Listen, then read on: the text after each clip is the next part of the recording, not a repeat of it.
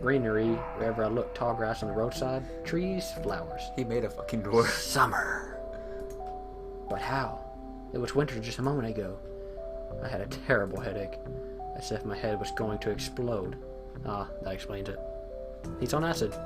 Oh, lovely. Somebody slipped him acid on the bus. Wait, how do you know this? Step by step, I started to recall. Very familiar looking artwork. Oh, yeah, he's definitely tripping at the moment. Look at that. Whoa. That's pretty. A long road running towards the horizon. Forests, plains, fields, lakes, and forests again. Holy shit. I think I was sleeping. But how then can I remember all of it? And then, A gap. Some girl leaning over me. She is softly whispering something to my ear. We're talking about a die gap? Then I gap again. Are we? Maybe. We're talking about a gap followed by a girl, so... And then I woke up here. Oh, wait. Who is that strange girl? What? Or was he just a dream? What the fuck's going on? For some reason, thinking about her made me feel better and calmed me down a little. I felt warmth all over, coming from the inside. Could it be her who brought me here? Then I needed to find her. And the best way to look for her is to get away from here. I rushed to the left, then to the right, then stopped hesitating where to go, and finally ran in the direction where the bus probably came from.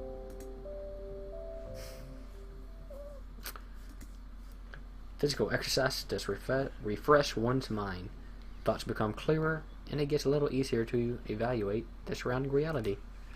Not in my case, however. I was sitting on the roadside, wheezing and trying to ease my sore throat by gulping hot air. In any case, the run did its work. The fear withdrew for a while. Maybe I'm really just dreaming.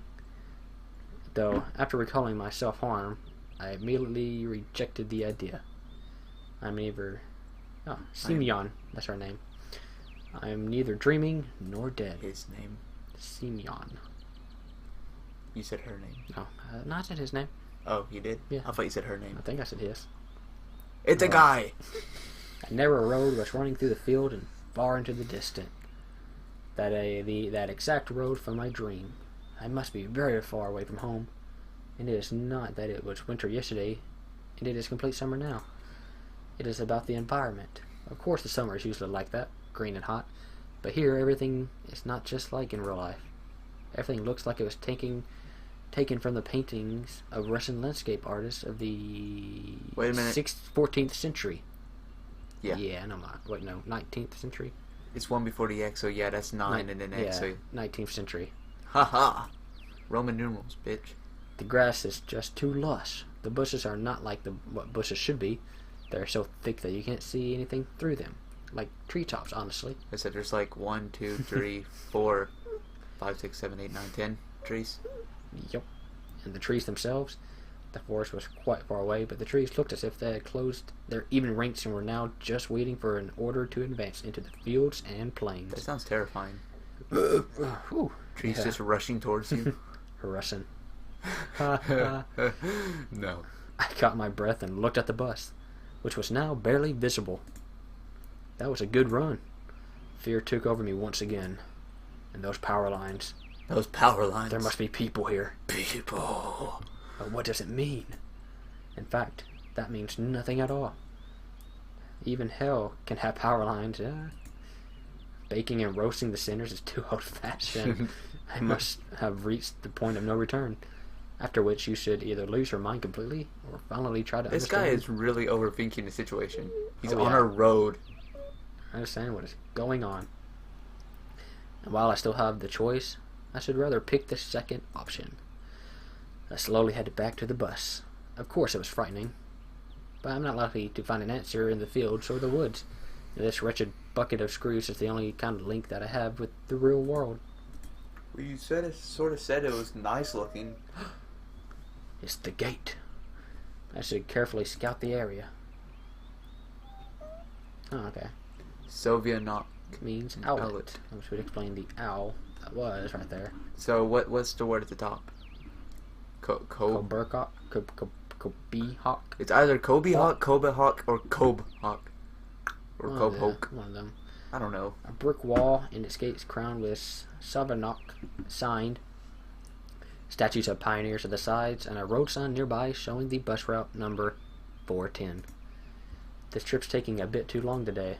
I smirked. A person may start acting inadequately in extreme situations. Something like is probably happening to me now. I think he's mocking it. Yeah. Something like it's probably happening to me right now, man. Man. This place didn't look abandoned at all. No rust on the gates, no damage to the walls. Sobrianok. What could have a name like that? Judging by the pioneer statues, Pioneer. it could be a kid's summer camp. Judging by the... and this camp seems to be working. Of course, the simplest explanation, logically, explains nothing at all. The strange girl, the altered bus, summer, the pioneer camp. Thousands of theories went through my mind instantly. Could it be that he's going back in time? Or it's inside his dream. Whoop, there went something. From alien abduction to lethargic sleep. From hallucination to time and space shift. Yep. None was worse than the other, but there was really no way to pick a single one. Then it all came to me. I can try to make a phone call.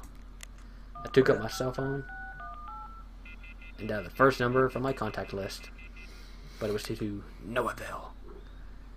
But instead of signal strength bars, the screen was showing a thick cross.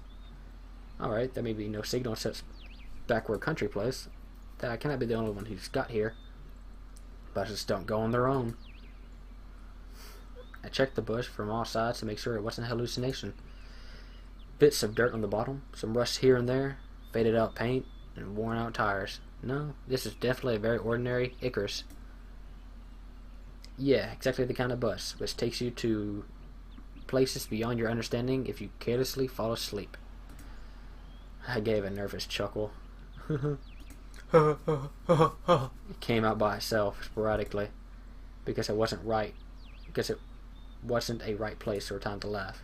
But where on the earth is the driver? I cautiously sat down on the curbstone beside the bus and started waiting. My patience didn't last long. My anxiety seems to have reached the top, and I started going slightly mad. In such situations, anyone would probably felt something similar. Aliens and parallel universes were gone from my imagination, leaving only void and darkness. This is how it will all end, how my life will end. But I wanted to do so much, so many things I had no time for yet. I was taken over by the idea that was definitely the end. But why? It's not fair. Surely I'm no worse than anyone. God, why? There's gonna be a girl standing there. Hello. Nope. Tears were burning my eyes unbearably. I curled up and started rolling in the grass. Why? What did I do? Why me? But my outcries were only heard by speechless statues of pioneers and by a bird on a tree. He's being a bitch. Which immediately flapped her wings and took off, having cried something in its own bird language, as if laughing at the idiot who dared to interrupt its after-dinner nap. At last I was breathless with my weeping and just lay quietly, sobbing from time to time.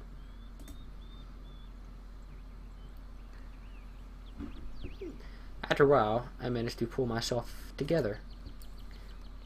Mine cleared up a bit, as if terror and fear of death gave me a little break. All in all, if someone wanted to kill me, what is all this for? Doesn't look like an experiment either. If this is some crazy coincidence, then it probably carries no threat. Anyway, for now, it seems there is no danger. The panic was soon gone. Of course, the blood was still pounding in my head, my hands were still shaking, but at least I could think clearly now. Right now, there is nothing I can really change anyway, so no matter how much I think or get mad, it would only make things worse. There's no point making guesses until I get some facts straight. In any case, I won't learn anything by lounging about here. Then move. There we go. This camp, if of course it really is a camp, looked like the only place where people could be, so I decided to walk there, and hardly have I reached the gates when a girl came out from behind them. A cutie. A cutie patootie. Wearing pioneer uniform. My logic didn't let me down this time. Then again, pioneer uniform that is the 21st century. And then again, girls here. I froze, unable to make a step.